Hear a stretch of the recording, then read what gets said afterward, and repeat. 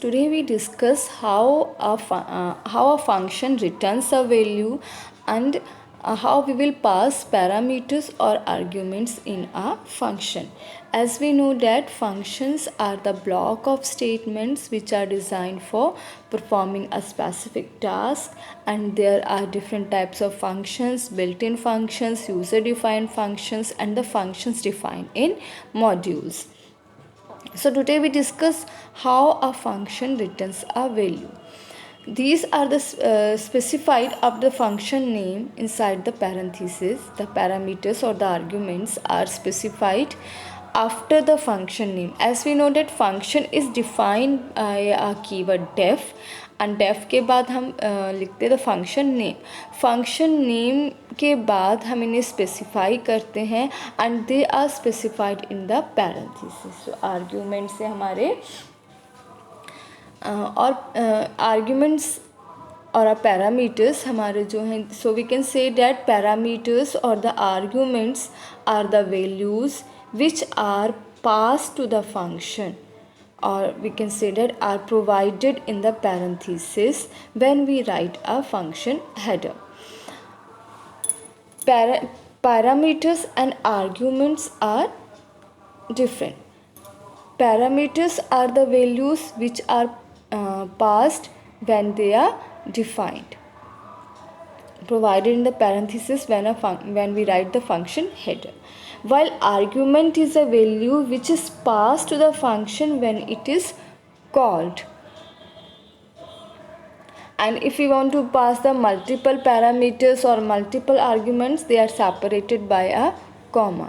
The following example has a function with two parameters x and y. When the function is called, we pass two values which is used inside the function to sum up the values and store in z and then return the result. से हमारा main है, हमने x और y लिया, दो values लिए 4 and 5 and next line में r equals to sum x, y. Here we are calling a function. जब हमने सम फंक्शन को कॉल किया, कंट्रोल किया हमारे उस लोकेशन पे जहाँ हमारा फंक्शन डिफाइन है. फंक्शन को हमने डिफाइन किया डेफ सम, या x और y में वैल्यू कॉपी हो जाएगा, x में 4 और y में 5. यहाँ z equals to x plus y means 4 plus 5 9, return z means अब ये जो वैल्यू है z का वैल्यू 9 आया, सम करके ये वैल्यू वो मेन प्रोग्राम को रिटर्न कर देगा. The note function prototype is declaration of a function with name, argument and return type. Then हमारे arguments और parameters भी two types के हैं, actual arguments and formal argument. A formal argument or a parameter is in the function definition, means जो हमने function के definition में parameters pass किए. जैसे इस एग्जांपल में डेफ सम x, y, तो x, y जो है ये हमारे फॉर्मल पैरामीटर्स है, और जो एक्चुअल पैरामीटर्स हैं या एक्चुअल आर्ग्यूमेंट्स हैं वो हम पास करते हैं when we called the function. जब हम फंक्शन को कॉल करें, हम अपने मेन प्रोग्राम में फंक्शन को कॉल करें, r equals to sum parenthesis में x, y we are calling a function, तो यहाँ पे जो x और y हैं ये हमारे एक्चुअल आर्ग्यूमेंट्स हैं और एक्चुअल पैरामीटर्स हैं. सो फॉर्मल आर्ग्यूमेंट्स और the parameters are the values which are passed during the function definition, and actual parameters or arguments are the values which are passed during when the function is called. Now function arguments. Functions can be used using following types of formal arguments. First, it required arguments or positional parameters. Arguments be passed in correct position order. There are different types of जो हमारे function arguments हैं, they are of different types. First हमारा है positional parameters है हमारे, और required arguments. How we will pass parameters means हम Python में कैसे अपने formal arguments और parameters को pass करते हैं. They are defined in 4 types. first is positional arguments or the required arguments. Till now you have seen that when you create a function call statement for a given function, you need to match the number of arguments with the number of parameters required. Means हम जब हम function को हमने call किया तो हम उसको match कराते हैं कि हमने जब फंक्शन को डिक्लेयर किया था उसमें कितने आर्ग्यूमेंट्स या पैरामीटर्स पास किए थे, उसी के अकॉर्डिंग आप फंक्शन कॉल करते टाइम आर्ग्यूमेंट्स पास करते हो. They are required parameters. जैसे हमारा ये एग्जांपल है डेफ स्क्वायर एक्स, यहाँ पे हमने एक ही पैरामीटर पास किया है. जब हम फंक्शन को कॉल कर रहे हैं देन वी आर पासिंग एक आर्ग्यूमेंट हम पास कर रहे हैं. तो so this is a positional argument or the required argument or the positional parameters. Next हमारा है keyword arguments. The call identifier identifies the argument by the parameter name. It gives you the flexibility to specify the default value for a parameter so that it can be skipped in the function call if needed. अब जैसे हमारा keyword है, हमने यहाँ पे name और as पास किया है पैरामीटर इन अ फंक्शन. जब हम इसे कॉल कर रहे हैं तब भी हम इनके नेम से पास करें. Age equals to 15, name equals to Mohak. Means age में 15 जाए और नेम में मोहक जाए, लेकिन इनका जो वो है वो चेंज है. एज नेम हमारा स्ट्रिंग वैल्यू है, मीन्स पोजीशन चेंज कर दिए हमने. नेम और एज की जगह हमने एज और नेम कर दिया है, लेकिन हमने क्या किया, कीवर्ड्स लिए, वही नेम लिए हैं जो हमारे फंक्शन डेफिनेशन में डिफाइंड है. So this type of passing arguments is known as keyword arguments. Then we have a default argument. Default arguments means that assumes a default value if a value is not provided to argument. इसमें हम default value, जैसे हमने def square x equals to 10 कर दिया, लेकिन जब हमने function को कॉल किया हमने कोई भी वैल्यू पास नहीं की, तो बाय डिफ़ॉल्ट जो हमने फंक्शन डेफिनेशन में वैल्यू डिक्लेयर की है वो उसी वैल्यू को एज्यूम करके आपको आउटपुट दे देगा. So this is a default arguments. The default values are specified in the function header of a function definition. इसका एग्जाम्पल है, जैसे हमने def sum x equals to 3 y equals to 4 ले लिया. हमने फंक्शन जब डिक्लेयर किया है def sum x equals to 3 y equals to 4. जब हम यहाँ पे आर इक्वल्स टू सम कर रहे हैं, हम सम फंक्शन को कॉल करें, we are not passing any argument, तो वो एक्स और 3 की ही डिफ़ॉल्ट वैल्यू को लेके आंसर प्रिंट करा देगा 7. ऐसे अगर हमने r equals to sum x equals to 4 लिया, means we are passing the value of x. हम x का वैल्यू पास करें लेकिन y का वैल्यू पास नहीं करें, तो x का तो जो वैल्यू आपने पास किया वही लेगा, y का बाय डिफ़ॉल्ट जो आपने डेफिनेशन में वैल्यू पास किया है वो ले लेगा. नेक्स्ट होते हैं हमारे variable length arguments. Means pass multiple values with single argument name. एक नेम से आप मल्टीपल वैल्यूज़ को पास कर सकते हो. जैसे हमने यहाँ पे वेरिएबल लिया def sum asterisk var tuple. अब आपने टपल लिया है, यहाँ पे आप 70, 60, 50 मीन्स टपल हमारा एक ही है.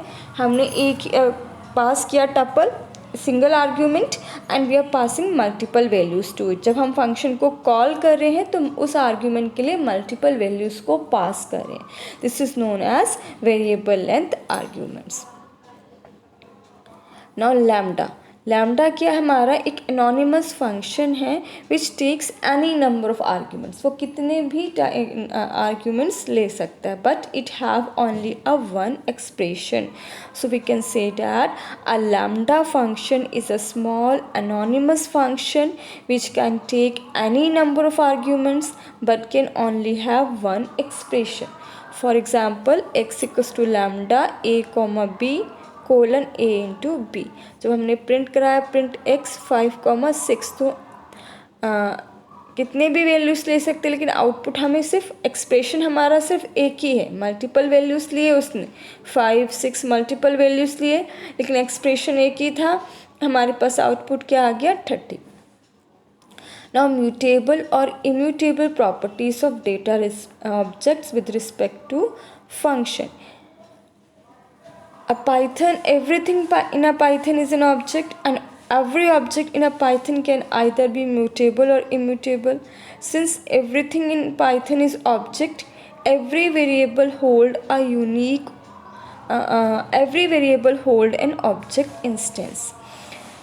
When an object is initiated, it is assigned a unique object ID. Its type is defined at runtime, and one set can never change. However, its states can be changed if it is mutable.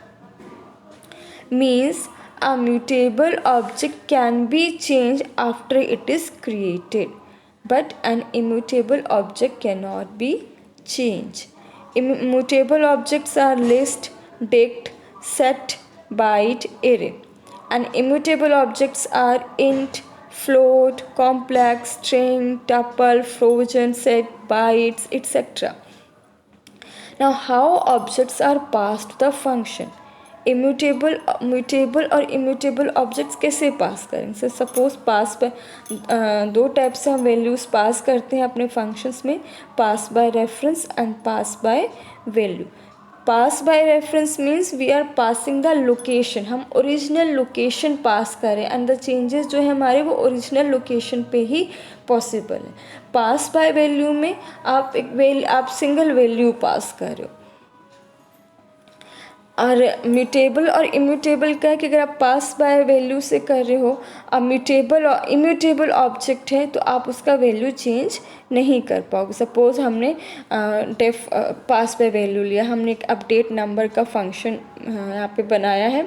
B का value 5 लिया. Main हमारा जो है print ID of b, identity of b, then update number b. हमने यहाँ पे update number function call किया, value यहाँ जो कंट्रोल है फंक्शन पे गया, एंड में हमारा वैल्यू कॉपी हो गया 5. जब हमने इसे प्रिंट कराया उसका आईडी और n इक्वल्स टू n+10 किया तो वैल्यू हमारा क्या हो गया, n का वैल्यू 5 गया था, 15 हो गया है. अब इसने जो हमें रिटर्न कर दिया वैल्यू, उसने हमको 5. आइडेंटिटी मीन्स वो लोकेशन, वो एड्रेस रिटर्न कर रहा है. 5 उसने हमको रिटर्न कर दिया, मीन्स चेंज हुआ ही नहीं, क्योंकि हमारा क्या है, इंटीजर ऑब्जेक्ट था. इंटीजर ऑब्जेक्ट हमारा क्या है, इम्यूटेबल है. तो जो उसने हमें वैल्यू रिटर्न किया, अगेन उसने हमको 5 ही रिटर्न किया. 15 जो न्यू वैल्यू आया था चेंज करके वो रिटर्न नहीं किया. ऐसे जब हमने पास बाय रेफरेंस लिया, पास बाय रेफरेंस में हमने लिस्ट ली है. हम एक लिस्ट ले रहे हैं n इक्वल्स टू 50,60. इसकी आइडेंटिटी प्रिंट कराई. देन अपडेट लिस्ट, जब हमने अपडेट लिस्ट किया, फंक्शन कॉल किया, लिस्ट 1 में हमारे पास वैल्यूज़ आ गए 50, 60. अब प्रिंट आईडी प्रिंट करा दिया हमने लिस्ट का. देन लिस्ट 1 इक्वल्स टू, अब हमने लिस्ट की जो वैल्यूज़ उसमें हम +10 ऐड कर रहे हैं, तो वैल्यूज़ हो गई लिस्ट की 60, 70. जब हमने इसे प्रिंट करा दिया तो हमारे पास यहाँ इसका रिटर्न कराया और इसे प्रिंट कराया तो हमारे पास वैल्यूज़ आए 50, 60, 10. वी आर कनकैटिनेटिंग हेयर, सॉरी यहाँ पे प्लस साइन है, मीन्स वी आर एक वैल्यू हम कनकैट कर रहे हैं. तो उसने जो चेंजेस किए वो चेंजेस आपको रिटर्न कर दिए. In the above function list 1 an object is being passed and its contents are changing because it is mutable. That's why it is behaving like pass by reference. And in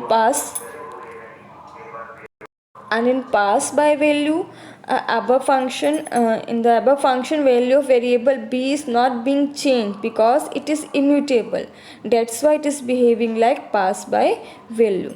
So this is all about the parameters and the arguments we passed in a function. Thank you.